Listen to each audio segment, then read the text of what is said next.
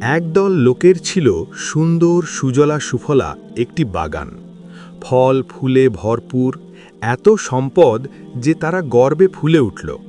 তারা বলাবলি করল, কাল সকালে আমরা খুব ভোরে গিয়ে পুরো ফসল তুলে নেব, কোনো গরিব মিসকিনকে একটা ফলও দেব না। কিন্তু আল্লাহর ইচ্ছা অন্যরকম। রাতের অন্ধকারে এক ভয়ঙ্কর ঝড় এসে পুরো বাগান ধ্বংস করে দিল। সকালে যখন তারা বাগানে গেল, দেখল শুধু কালো পোড়া জমি পড়ে আছে। তারা একে অপরকে দোষারোপ করতে লাগল। কেউ বলে তোর দোষ, কেউ বলে তোর দোষ। শেষে তারা বুঝতে পারল এটা তাদের নিজেদের অহংকার ও আল্লাহর সাথে বিদ্রোহের শাস্তি।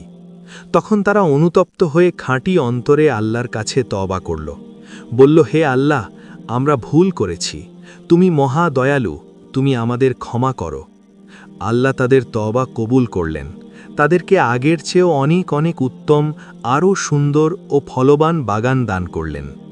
শিক্ষা: আল্লাহর নেয়ামত পেলে অহংকার করবেন না, গরিবদের হক আদায় করুন।